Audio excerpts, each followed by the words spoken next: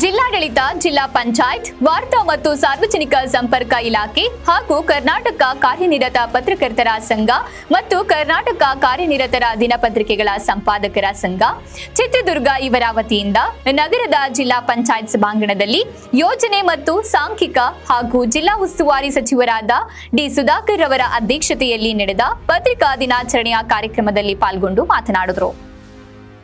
ಈ ಸಂದರ್ಭದಲ್ಲಿ ಚಿತ್ರದುರ್ಗ ಲೋಕಸಭಾ ಸದಸ್ಯರಾದ ಗೋವಿಂದ ಎಂ ಕಾರಜೋಳ, ಚಳ್ಳಕೆರೆ ವಿಧಾನಸಭಾ ಕ್ಷೇತ್ರದ ಶಾಸಕ ಟಿ ರಘುಮೂರ್ತಿ, ಚಿತ್ರದುರ್ಗ ಶಾಸಕರಾದ ಕೆಸಿ ವೀರೇಂದ್ರ ಪಪ್ಪಿ, ವಿಧಾನ ಪರಿಷತ್ ಸದಸ್ಯರಾದ ನವೀನ್ ಕುಮಾರ್ ರವರು, ಸಾಹಿತಿ ಬಂಜಗೆರೆ ಜಯಪ್ರಕಾಶ್, ಕನ್ನಡಪ್ರಭ ಏಷ್ಯಾನೆಟ್ ಸುವರ್ಣ ನ್ಯೂಸ್ ಪ್ರಧಾನ ಸಂಪಾದಕ ರವಿ ಹೆಗ್ಡೆ ಮಾತನಾಡಿದರು. ಜಿಲ್ಲಾ ನಗರಾಭಿವೃದ್ಧಿ ಪ್ರಾಧಿಕಾರದ ಅಧ್ಯಕ್ಷರಾದ ಎಂಕೆ ತಾಜ್ಪೀರ್ ಅವರು, ಪತ್ರಕರ್ತ ಸಂಘದ ಅಧ್ಯಕ್ಷ ದಿನೇಶ್ ಗೌಡಗೆರೆ, ಉಪಾಧ್ಯಕ್ಷರು, ಸದಸ್ಯರುಗಳು, ಮುಖಂಡರು, ಕಾರ್ಯಕರ್ತರು ಹಾಗೂ ಸಾರ್ವಜನಿಕರು ಉಪಸ್ಥಿತರಿದ್ದರು. ಬಹಳ ರೀತಿಯಾಗಿ ತೋರಿಸ್ತಾರೆ. ಸರಿಯಾಗಿದ್ದನ್ನು ಕೂಡ ಒಂದು ಪ್ರಸ್ತುತ ಸನ್ನಿವೇಶದಲ್ಲಿ ಇಂಥ ವಿಷಯಗಳೆಲ್ಲ ಕೂಡ ಚರ್ಚೆ ಆಗಿದ್ದಾವೆ. ಸಂವಿಧಾನ ಚರ್ಚೆ ಆಗಿದೆ, ಡಾಕ್ಟರ್ ಬಾಬಾ ಸಾಹೇಬ್ ಅಂಬೇಡ್ಕರ್ ಬಗ್ಗೆ ಚರ್ಚೆ ಆಗಿದೆ.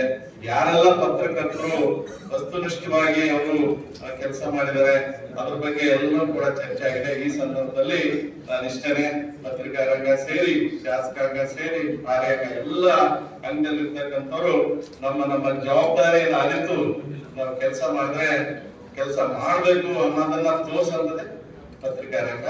ಆಮೇಲೆ ಪತ್ರಿಕಾ ರಂಗದಲ್ಲಿರ್ತಕ್ಕಂಥ ಕಾರ್ಯನಿರತ ಪತ್ರಕರ್ತರು ಬಹುಶಃ ನಮ್ಮ ಯಾಕಂದ್ರೆ ಜುಲೈ 1 ನ್ಯೂಸ್ ಕೂಡ ಬರ್ತಾ ಇರುತ್ತೆ.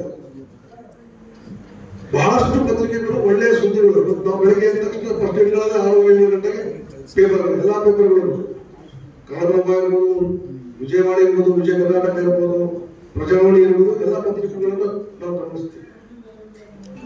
ಅದೇ ರೀತಿಯಾಗಿ ಈ ನಾಡಿನ ಜನತೆ ಕೂಡ ಅದನ್ನು ನೋಡುತ್ತೆ. ನಾವು ವಿಶ್ವಾಸಕ್ಕೆ ಹತ್ತಿರವಾಗಬೇಕು. ಬಹಳಷ್ಟು ಪೇಪರ್ಗಳು ಈಗ ಹೇಳಿದ್ರು ನಮ್ಮ ಅಭಿವೃದ್ಧಿ ಪತ್ತಿ, ನಮಗೆ ಗೊತ್ತಿರ್ತಕ್ಕಂಥದ್ದು ಲೋಕದ ವಿಷಯದಿಂದಲೇ ಸರ್ಕಾರಗಳೇ ಬಿದ್ದೋಗಿವೆ. ಅಂದ್ರೆ ಪತ್ರಿಕಾ ಮಾಧ್ಯಮಕ್ಕೆ ಇವತ್ತು ಅಷ್ಟು ಶಕ್ತಿ ಇದೆ ಅನ್ನುವಂಥದ್ದು ಅನೇಕ ಉದಾಹರಣೆಗಳಿದೆ. ಕನ್ಸ್ಟ್ರಕ್ಟಿವ್ ಜರ್ನಲಿಸಂ, ಕ್ರಿಟಿಕಲ್ ಜರ್ನಲಿಸಂ ಅಂತ ಒಂದು ವಸ್ತುನಿಷ್ಠವಾಗಿ ವಿಷಯವನ್ನ ಯಾವುದೇ ರೀತಿಯಾಗಿ ಆ ವಿಷಯದಲ್ಲಿ ಸ್ವಲ್ಪನೂ ಕೂಡ ಅದರ ಆಳದ ಬಗ್ಗೆ ಗೊಂದಲ ಇಲ್ಲದೆ ಎಚ್ಚರಿಸುವಂತ ಕೆಲಸವನ್ನ ಕಾರ್ಯವನ್ನ ಇವತ್ತು ತಾವೆಲ್ಲರೂ ಮಾಡ್ತಾ ಇದ್ದಾರೆ.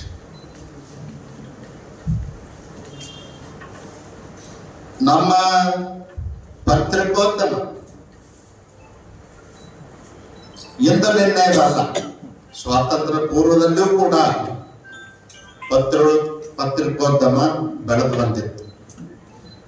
ತಮಗೆ ಬಹಳ ಮಂದಿ ಯುವಕರಿದ್ದೇವೆ, ವರದಿಗಾರರು ಮತ್ತು ಸಂಪಾದಕರು.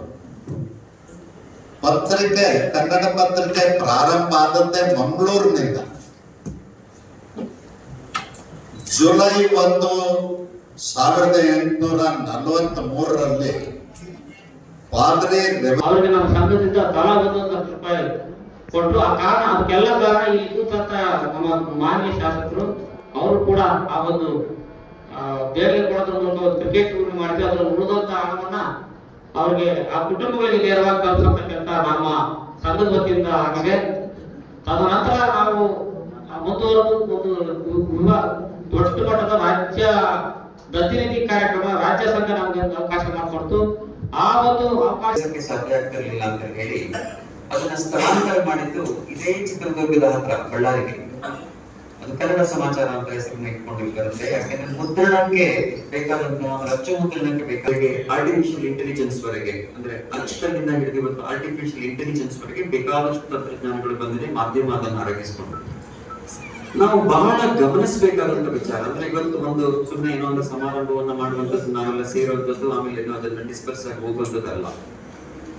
ನಾವು ಪತ್ರಕರ್ತರಾಗಿ ನಮ್ಮ ಜೊತೆಗೆ ಇವತ್ತು ಬಹಳ ಗಣ್ಯರೆಲ್ಲ ಇದ್ದಾರೆ. ಅವರು ಇಲ್ಲಿನ ಪತ್ರಕರ್ತರ ಮಿತ್ರರ ಅಗತ್ಯಗಳನ್ನ ಅವರ ಬೇಡಿಕೆಗಳನ್ನ ಪ್ರತಿ ಬಾಂಧವರಾಗಿ ನಾವು ಇವತ್ತು ಇದನ್ನು ನಾವು ಆತ್ಮಾವಲೋಕನ ದಿನವಾಗಿ ಆಚರಿಸೋಣ. ಯಾಕೆಂತಂದ್ರೆ ಮಾಧ್ಯಮ ಪ್ರಾರಂಭವಾದಂತ ಉದ್ದೇಶ ಏನಿತ್ತು ಇವತ್ತು ಅದೇ ಇದೆಯಾ, ನಾವು ಸರಿದಾರಿಯಲ್ಲಿ ಹೋಗ್ತಾ ಇದೀವ ಅಥವಾ ಏನ್ ಕೋರ್ಸ್ ಕರೆಕ್ಷನ್ ಬೇಕು